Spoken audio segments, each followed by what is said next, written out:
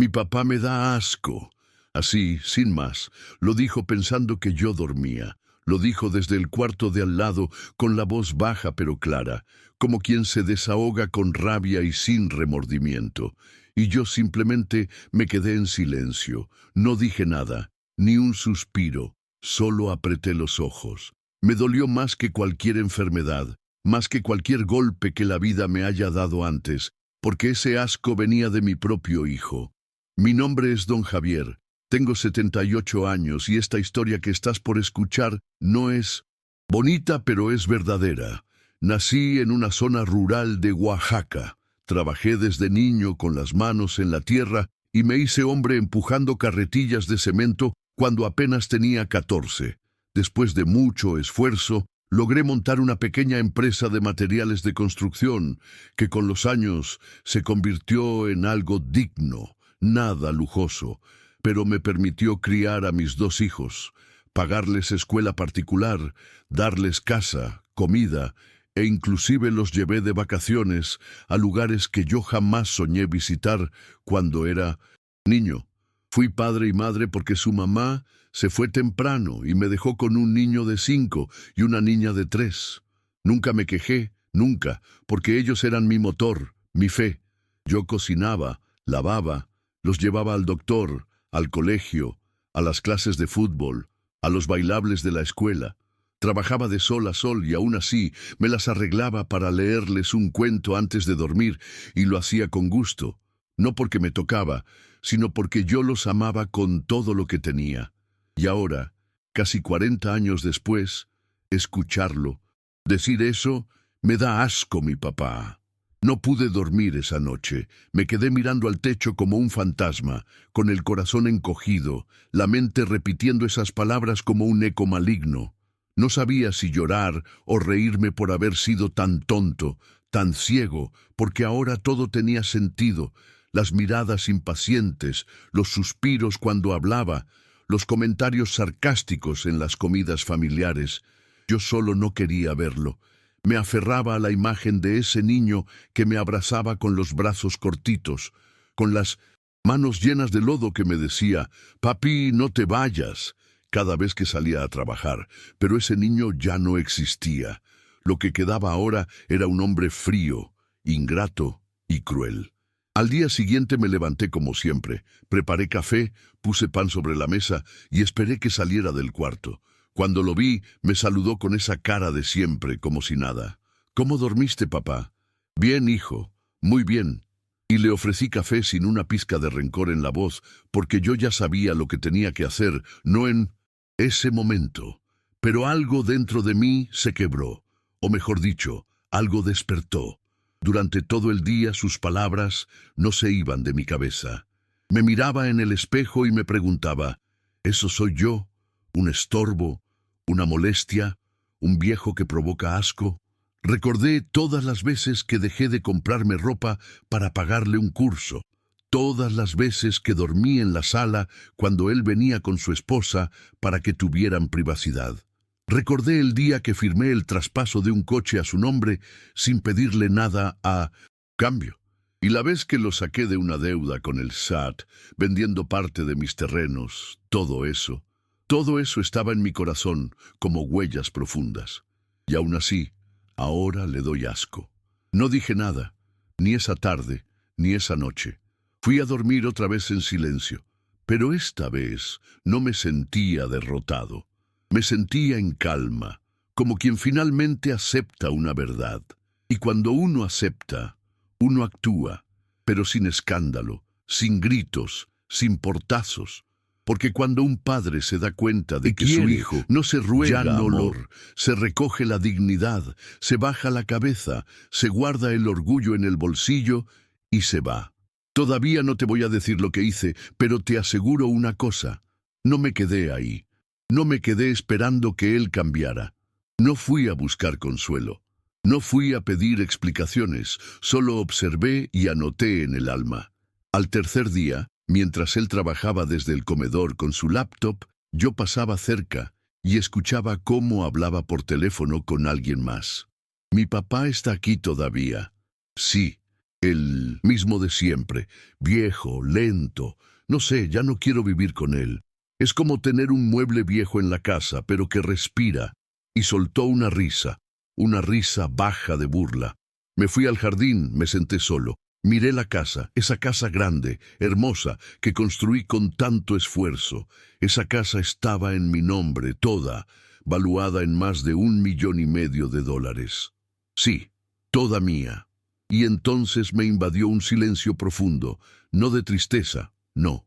Era un silencio de certeza, como si una voz dentro de mí dijera: Javier, ya es hora. ¿Te atreverías a enfrentar la verdad como don Javier? Déjanos un like si esta historia te conmueve. Comparte tu opinión y dinos desde qué rincón del mundo nos escuchas. Tu apoyo es invaluable. Esa noche abrí una gaveta del armario, saqué una pluma azul y un papel viejo que estaba doblado allí hacía años, y comencé a escribir algo que nunca olvidaría. Pero eso yo te lo cuento después. No escribí una carta larga, no. Ni siquiera usé palabras rebuscadas. Solo escribí lo necesario, unas líneas claras, directas, como todo en mi vida. La dejé bien doblada, metida dentro de un sobre amarillo que tenía guardado hacía años, junto con otros papeles importantes. Lo apoyé sobre mi escritorio y seguí con el resto del plan, sin apuro, sin ansiedad, porque cuando uno ha sido humillado de esa manera, no hay urgencia, hay decisión. Antes de eso pasé por cada rincón de la casa, no para llorar, no para recordar, sino para mirar con otros ojos, con los ojos de quien ya no pertenece. Caminé por el pasillo largo que construí con mis propias manos cuando todavía no había terminado de pagar el préstamo. Toqué la puerta del cuarto de mi hija, el que pinté de rosa cuando cumplió 15, y me detuve frente al portarretrato de mi difunta esposa en el comedor. Le hablé en voz baja, le dije: perdón por no haber visto antes quién se estaba convirtiendo nuestro hijo. Y después me fui al banco. Tenía cita con mi asesor financiero, un joven muy correcto con quien ya había hablado otras veces. Él sabía que yo no tenía muchos gastos, que vivía de mi pensión y de algunas rentas, pero lo que nadie sabía era que yo tenía un fondo guardado, una cuenta en dólares que empecé a formar muchos años atrás, por si acaso, porque todo hombre precavido sabe que el por si acaso siempre llega. Ese día retiré el monto que necesitaba para hacer lo que tenía que hacer, sin mover mucho, sin levantar sospechas. Por la tarde fui a hablar con la misma inmobiliaria que me ayudó a comprar la casa hacía 30 años. Me atendió un señor mayor que aún me recordaba. Don Javier, qué gusto verlo. ¿Qué lo trae por aquí? Quiero vender mi casa lo antes posible. Él me miró con sorpresa. Me preguntó si estaba seguro. Le dije que sí, que quería discreción y le dejé claro. La propiedad estaba en mi nombre, sin deudas, sin hipotecas, sin complicaciones legales, todo limpio. ¿Algún motivo especial?, me preguntó. Uno solo. Quiero desaparecer. No hizo más preguntas. Solo asintió con la cabeza. Mientras los trámites comenzaban a moverse, yo seguía mi vida como si nada. Ricardo pensaba que yo seguía igual. Cocinaba, regaba las plantas, le contestaba con amabilidad, pero ya no era el mismo. Había una distancia invisible entre nosotros, una distancia que él no veía, pero yo la sentía como una muralla. Una noche, él trajo a unos amigos a cenar en casa. Rieron, tomaron cerveza, pusieron música. Yo no dije nada. Me encerré en mi cuarto, pero pude oír otra vez su voz. Mi papá no se entera de nada. Ya está viejo, está en su mundo. Y otro le respondió: pero vive como rey, ¿eh? Esa casa es un palacio. Y él soltó una carcajada. Claro, mientras viva, que la aproveche, después me queda a mí. Fue ahí, en ese momento, que supe que mi decisión era correcta. Pasaron unos días y la venta avanzaba rápido. El comprador era extranjero, quería pagar al contado, tenía prisa igual que yo. Todo se alineó como si la vida misma dijera: ya basta, Javier, sal de ahí. La noche anterior, a la firma dormí poco. no por dudas, sino por emoción. No era venganza lo que sentía, era alivio. Era como si por fin me quitara una piedra del alma. A la mañana siguiente firmé los papeles. Vendí la casa por $1,500,000. Me depositaron el dinero en una cuenta nueva, en otro banco, con otro nombre como beneficiario legal. El mío, pero con un código de privacidad reforzada. Nadie podría rastrear nada. Lo tenía todo planeado, todo limpio. Regresé a casa. La que desde ese momento ya... Ricardo aún no había vuelto del trabajo, tenía tiempo, así que subí al cuarto, empaqué mi maleta, la de siempre, la de lona verde, metí ropa suficiente, mis documentos, el reloj de mi padre, un par de fotos antiguas y, por supuesto, el sobre con la nota. La dejé sobre la mesa del comedor con una piedra encima para que no volara y salí. No tomé taxi, caminé hasta la esquina, tomé un autobús al centro. Desde ahí, directo al aeropuerto. Ya tenía el boleto comprado hacía 3 días. Un pasaje de ida, sin retorno, sin avisos, sin despedidas. Y mientras el avión despegaba sentí paz. Una paz rara, silenciosa, de esas que uno solo conoce después de mucho dolor. Ricardo llegó esa noche y me llamó. 1 vez, 2, 3, no contesté. Me dejó un mensaje. Papá, ¿dónde estás? ¿Por qué no estás en casa? Minutos después, otro mensaje. ¿Qué significa esto? ¿Vendiste la casa? ¿Estás loco? Y por último, uno más corto, más áspero. ¿Qué hiciste, viejo? Yo no respondí ninguno y lo único que encontró fue el billete que le dejé sobre la mesa. Ese mismo que escribí con letra firme y sin temblor. El que te da asco se fue y se llevó todo. Ya no tiene por qué darte vergüenza. Ahora aprende a vivir sin él. Adiós, hijo. Porque llega un momento en que el silencio no es cobardía, es justicia. Y aún faltaba lo mejor, porque él creía que todo era suyo, pero no tenía idea de lo que aún venía. ¿Qué harías si la vida te empujara como me empujó a mí? ¿Te rendirías o te levantarías como hice yo? Cuéntanos tu historia en los comentarios y suscríbete para más videos que desafían el destino. Nunca pensé que a mi edad volvería a empezar desde cero, pero también es verdad que nunca imaginé que mi propio hijo me iba a empujar hasta ese punto. El avión aterrizó en Monterrey a las 9 de la noche. Nadie sabía que yo estaba ahí, nadie me esperaba, pero por primera vez en mucho tiempo no me importaba. Había reservado una habitación sencilla en una pensión modesta del centro, nada lujosa, pero suficiente para pasar unas semanas mientras decidía mi próximo paso.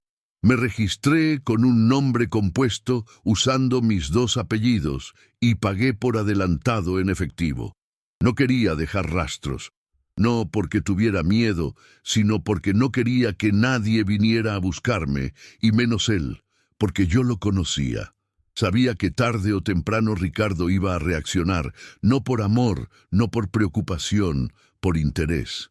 Esa misma noche, mientras me acostaba en la cama dura de la pensión, revisé mi celular viejo y vi más de 20 llamadas perdidas, todas de él.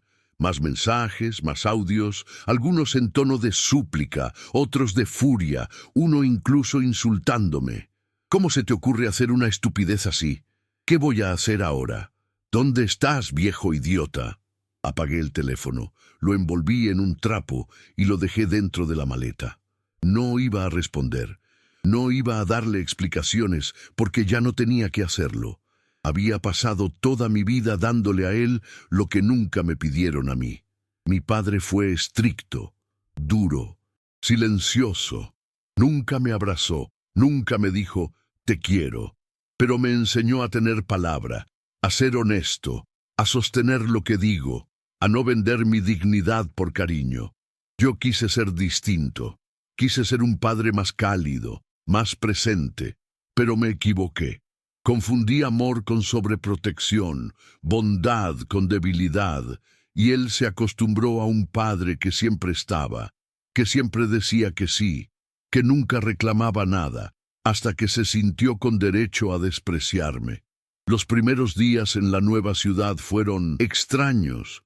Me despertaba temprano como siempre y salía a caminar por las calles sin rumbo.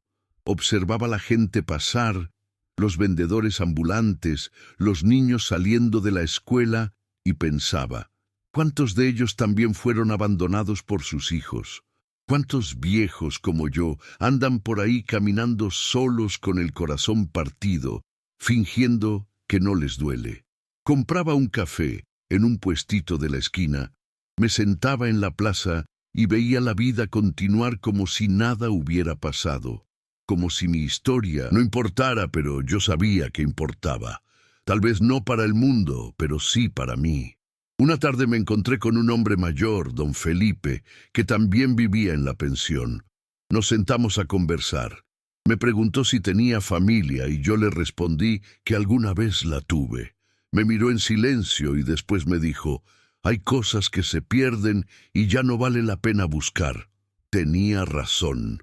Le conté un poco de lo que había vivido sin dar nombres ni detalles, solo lo suficiente. Y él me dijo, hizo bien, viejo. Nadie tiene derecho a tratarte como basura, ni siquiera un hijo, menos aún un hijo.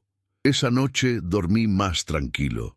Mientras tanto, supe por la señora de la pensión que había una casa en las afueras en renta, pequeña pero acogedora.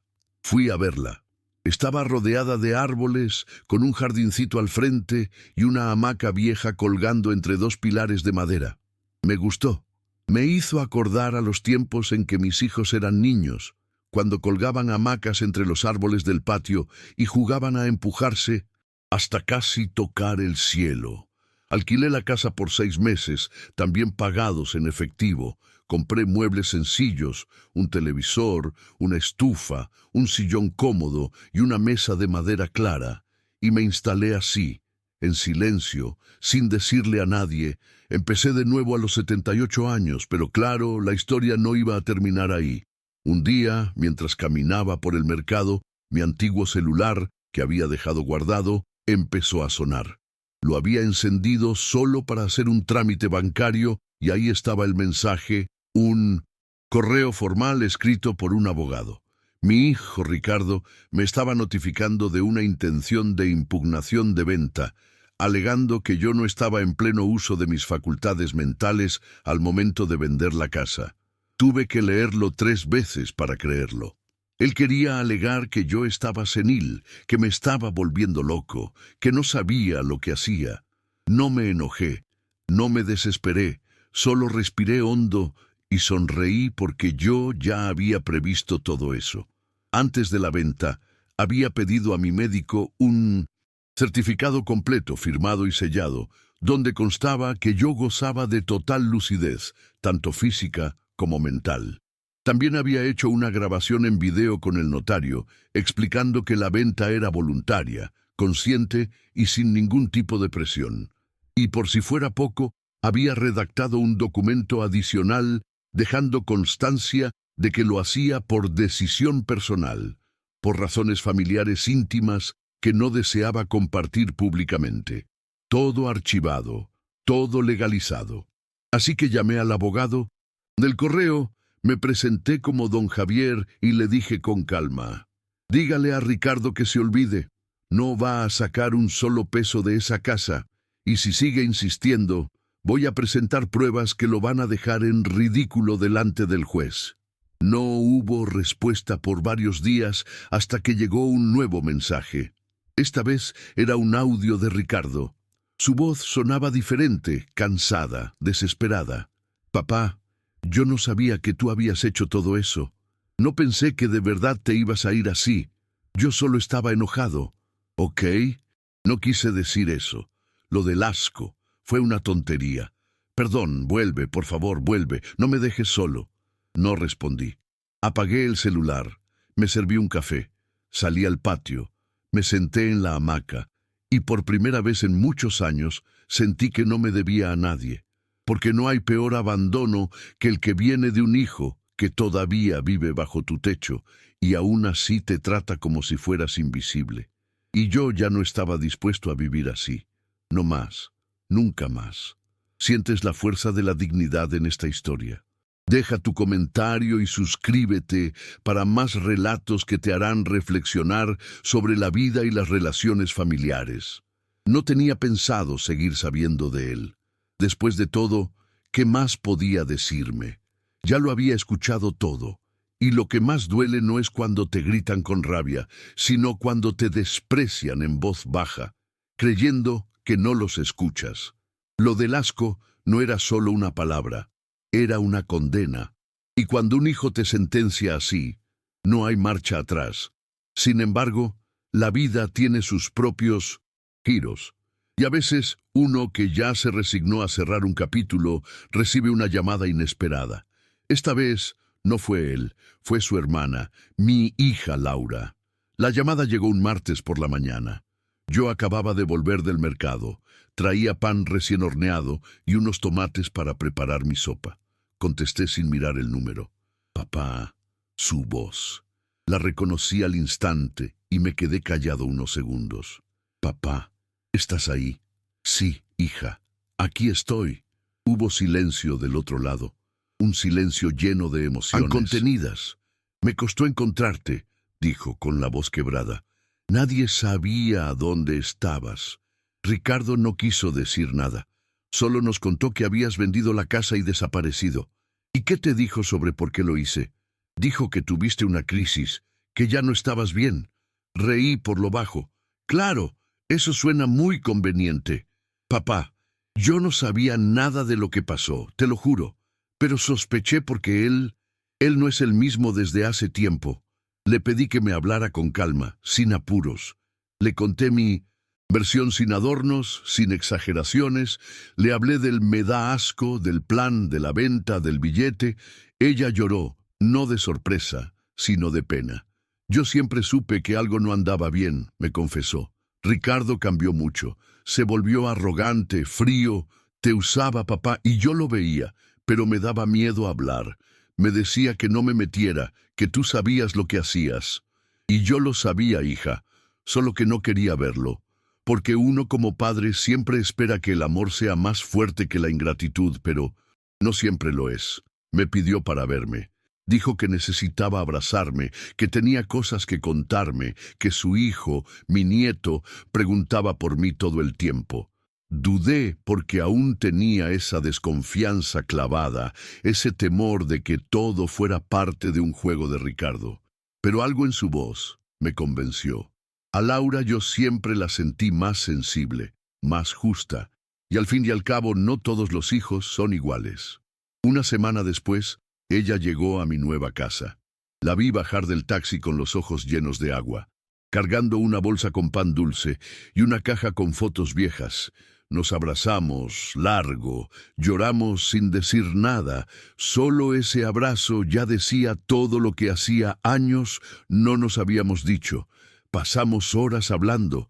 Me contó cosas que me dejaron helado, que Ricardo había intentado meterse a mi antigua casa después de la venta, que armó un escándalo con el nuevo dueño, que había ido a la familia a decir que yo lo había abandonado, que estaba enfermo, que incluso intentó mover contactos para declarar la venta.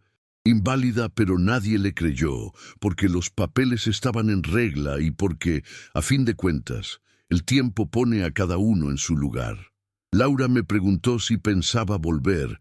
Le dije que no, que esta nueva vida, aunque más modesta, me daba algo que había perdido hacía años: paz, que no extrañaba el ruido, ni la televisión a todo volumen, ni los comentarios sarcásticos durante la cena, que prefería el canto de los pájaros por la mañana y el silencio por las noches.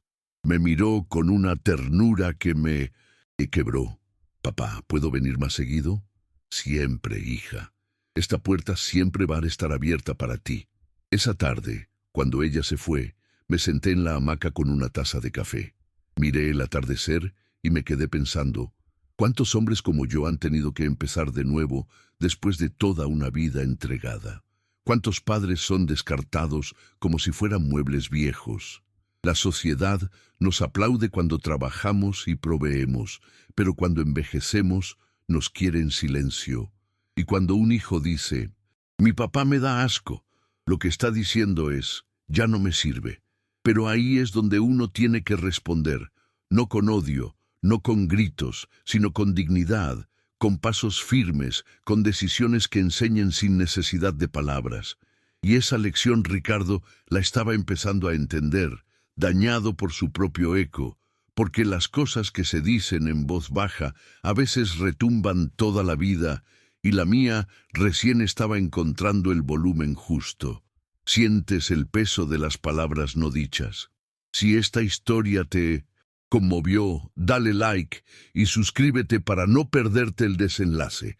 Tu apoyo es crucial para que sigamos compartiendo estas lecciones de vida. Después de aquella visita de Laura, los días empezaron a tener otro sabor. No era felicidad, no exagero, pero era como una calma mansa, como cuando deja de llover después de semanas y por fin se ve el cielo sin nubes. Ella venía a verme cada sábado por la tarde. Traía comida hecha por sus propias manos. Me ayudaba con cosas de la casa, barría el patio. Me escuchaba sin interrumpirme y lo más hermoso de todo, traía a mi nieto Daniel, un niño de apenas 8 años, que con una mirada me devolvía algo que creía perdido, la ternura sincera. La primera vez que Daniel vino, se me acercó tímido con una pelota en la mano y me dijo, «Tú eres mi abuelito Javier». Yo tragué en seco. «Sí, mi hijo, yo soy. ¿Y por qué no vivías con nosotros?» «Mamá decía que estabas de viaje». Lo miré con cuidado. Elegí las palabras. A veces los adultos también necesitan encontrar su lugar. «Hijo, ¿este es tu lugar ahora?» «Creo que sí. ¿Te gusta?» Él asintió y sin más me abrazó fuerte, sin explicaciones, sin juicios.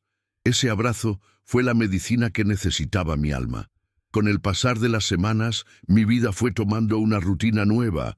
Los lunes limpiaba la casa, los martes iba al mercado, los miércoles caminaba por el parque con don Felipe, los jueves escribía en una libreta donde empecé a dejar registradas mis memorias. Los viernes cocinaba algo especial y los sábados esperaba a Laura y Daniel con los brazos abiertos. Nunca los domingos, ella nunca podía. Decía que Ricardo siempre reclamaba su presencia ese día. Irónico, ¿no? Ahora él exigía atenciones después de haberme dado la espalda como si yo fuera un perro viejo. Pero no creas que él se quedó quieto. No, su ego no lo permitiría.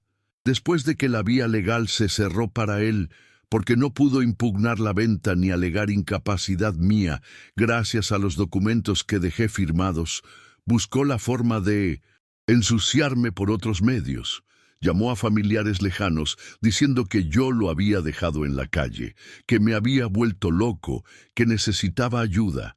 Algunos me escribieron con tono preocupado, otros con juicio escondido en palabras dulces, pero no respondí a ninguno porque a esa altura ya no debía explicaciones, ya no iba a mendigar comprensión.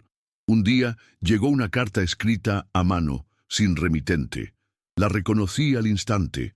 La letra de Ricardo era breve, fría. Decía así: «No sé qué ganaste con todo esto. Solo lograste separar a la familia. Me quitaste lo que era mío por derecho. Espero que estés satisfecho. Yo no te guardo rencor, pero el tiempo pondrá las cosas en su lugar. Adiós, papá». Leí la carta 3 veces, no por emoción sino por incredulidad. En ningún lugar decía perdón, en ningún renglón había una pizca de autocrítica, ni una pregunta, ni una muestra de humildad, nada, solo orgullo herido y manipulación disfrazada de cortesía.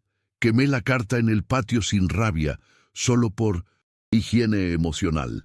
Y justo ese día, mientras las cenizas volaban con el viento, me senté en la hamaca con la libreta en las piernas y escribí algo que jamás pensé que saldría de mi puño. A veces, para sanar, uno tiene que romper el espejo y dejar de buscar el reflejo que nunca existió. Yo no perdí a mi hijo, perdí la ilusión de que era alguien que no fue. Esa frase se quedó conmigo. Fue como una clave para abrir muchas puertas internas. Y cada puerta que se abría me liberaba de una culpa que yo mismo me había puesto al hombro. Porque sí, había días en que me preguntaba si fallé como padre, si fui muy blando, si debía haber puesto límites antes. Pero después me decía, no, no eres culpable de amar. No es tu culpa si quien recibió tu amor no supo qué hacer con él. Al mes siguiente me invitaron a una pequeña reunión en el Centro Cultural del barrio. Don Felipe me había anotado sin preguntarme. Era un encuentro de adultos mayores donde compartían experiencias de vida, jugaban ajedrez, contaban anécdotas. Al principio no quería ir, pero él insistió y fui. Me encontré con hombres y mujeres, con historias que me dejaron sin palabras. Una señora que fue abandonada por sus 5 hijos. Un hombre que se enteró que lo habían declarado muerto para quedarse con su pensión. Una abuela que crió a sus nietos como hijos y luego fue echada por la nuera. Y sin embargo, ahí estaban sonriendo, vivos, contando sus historias como quien riega una planta para que otros florezcan. Me invitaron a hablar y hablé con voz clara, con el pecho firme. Yo vendí mi casa y desaparecí porque escuché a mi hijo decir que le doy asco. Y no me fui por orgullo. Me fui por respeto a mí mismo, porque entendí que si no me defendía, nadie lo haría, y que el amor de un padre no debe ser usado como excusa para el abuso de un hijo. Hubo silencio, luego aplausos, y una señora me abrazó al salir con lágrimas en los ojos. Gracias, don Javier. Usted dijo lo que muchos sentimos y no nos animamos a decir. Esa noche volví caminando a casa con el corazón liviano, mirando el cielo estrellado, como si fuera la primera vez, porque entendí algo fundamental. Mi historia no era única, y aunque eso dolía, también me hacía sentir menos solo. No era un caso aislado, era parte de una generación que dio todo, y que en muchos casos fue olvidada, pero también era parte de una nueva ola, una ola de dignidad tardía, de justicia silenciosa, de padres y madres que dijeron basta. Al llegar, encontré una nota de Laura bajo la puerta. Decía que Daniel había dibujado algo para mí. Era una hoja con crayones. Él y yo, sentados en una hamaca tomando café. Abajo, escrito con letra de niño, decía, mi abuelito ya no está triste. Y era cierto, tal vez todavía tenía heridas, pero tristeza ya no, porque por fin había vuelto a ser dueño de mi propia vida y no pensaba soltarla nunca más. ¿Estás listo para dejar ir lo que te lastima? Si esta historia te resonó, únete a nuestra comunidad. Dale like y suscríbete para más relatos que te inspirarán a vivir con dignidad. Tu apoyo nos impulsa a seguir. Yo nunca fui hombre de lujos. Nunca necesité tener el coche más nuevo ni los zapatos más caros. Mi mayor riqueza siempre estuvo en ver a mis hijos crecer con dignidad, con comida caliente en la mesa y un techo que no goteaba. Me bastaba eso. Pero cuando uno llega a cierta edad, se da cuenta de que hay cosas que no se compran ni con todo el dinero del mundo. El respeto, la gratitud, la mirada sincera de un hijo y el silencio tranquilo de una noche sin culpa. Esa paz, yo la había encontrado por fin en esa casita sencilla en Monterrey, rodeado de gente que no me juzgaba, que no me debía nada, y por lo tanto, tampoco me usaba. Laura venía cada vez más seguido, y Daniel ya conocía mi rutina. Sabía que los martes cocinaba sopa de fideos, que los jueves limpiaba el patio, y que los sábados le tenía guardadas unas galletas de limón que le encantaban. Nos reíamos mucho, jugábamos cartas, me contaba de la escuela, de sus amiguitos, de cómo le decían el nieto del sabio cuando hablaba de mí, y eso me llenaba de orgullo, porque aunque Ricardo me había dado la espalda, Daniel me devolvía la fe. Un viernes por la tarde, Laura llegó más seria que de costumbre. Se sentó en la cocina mientras yo preparaba café y bajó la voz. Papá, necesito contarte algo, pero no quiero que te enojes. Dime, hija. Ricardo está mal, muy mal. Me quedé quieto con la cuchara en la mano. ¿En qué sentido? Lo echaron del trabajo. Parece que tenía problemas con varios compañeros y hubo una auditoría donde encontraron movimientos extraños. Él lo niega todo, pero las cosas no pintan bien. Está desesperado. No dije nada. Me limité a servirle el café y sentarme frente a ella. ¿Y tú? ¿Qué piensas que yo debo hacer?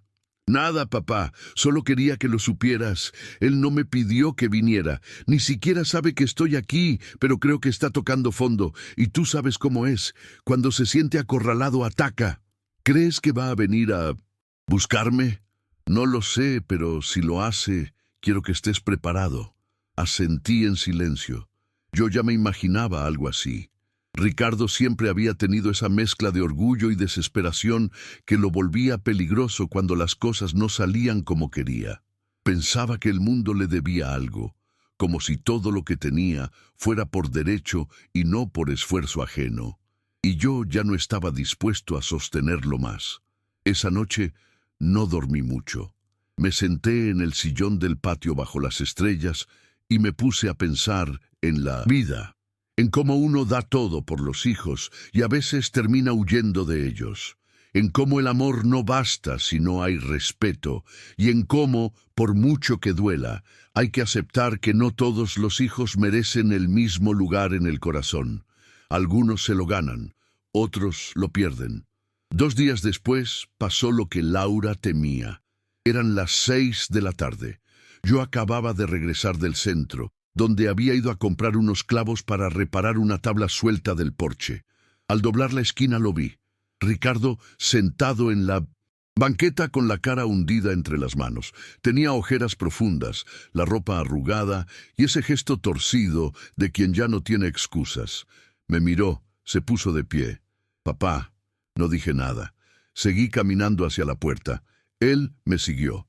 Papá, por favor, solo escúchame. ¿Escuchar qué? ¿Otro discurso sobre cómo te debo algo? No, esta vez no. Entonces habla. Se quedó parado respirando hondo. Sus ojos estaban rojos. Me equivoqué, lo sé. Dije cosas que no debía, que ni siquiera sentía.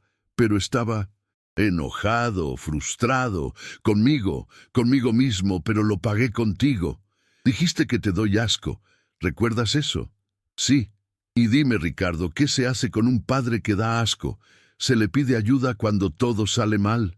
Bajó la mirada, no respondió. ¿Qué quieres ahora? Nada. Solo quería decirte que si algún día decides volver a hablarme, estaré aquí. No te voy a molestar más, lo juro. Me miró por última vez y se fue. Caminó lento, arrastrando los pies, como quien ya no tiene a dónde ir. Entré a la casa. Cerré la puerta, me apoyé contra ella y respiré profundo. No lloré, no sentí lástima, solo sentí que ya no era el mismo, que ese hombre, Ricardo, ya no tenía poder sobre mí, ni sus palabras, ni sus desgracias, ni su culpa, porque yo ya me había liberado. Y cuando uno se libera, no hay nada ni nadie que te vuelva a encadenar. Esa noche escribí otra frase en mi libreta, una que quiero que algún día Daniel lea. El perdón no siempre es volver. A veces, perdonar es seguir caminando, pero por otro camino, lejos de quien te hizo daño. Y con eso dormí tranquilo, porque a veces la justicia no es castigo, es simplemente distancia. Y yo por fin estaba lejos de todo lo que me hizo mal. Nunca imaginé que la distancia más grande no fuera la de kilómetros, sino la que se mide en respeto. Porque ahora que lo pienso, Ricardo y yo podíamos haber estado en la misma casa, bajo el mismo techo, comiendo en la misma mesa, pero vivíamos mundos distintos. Él cada vez más lleno de rabia, de desprecio, de una superioridad que no sé de dónde sacó. Y yo cada vez más en silencio, tragando el dolor para no romper lo poco que quedaba entre nosotros. Pero ese silencio se terminó. No cuando me gritó, no cuando me ignoró, sino aquella noche cuando pronunció esa palabra. Asco. Esa fue la chispa. Lo que vino después fue el fuego que arrasó con todo. ¿Hay heridas que solo el tiempo cura? Si esta historia te impactó, compártela y deja tu like. Suscríbete para más reflexiones sobre el perdón y la superación.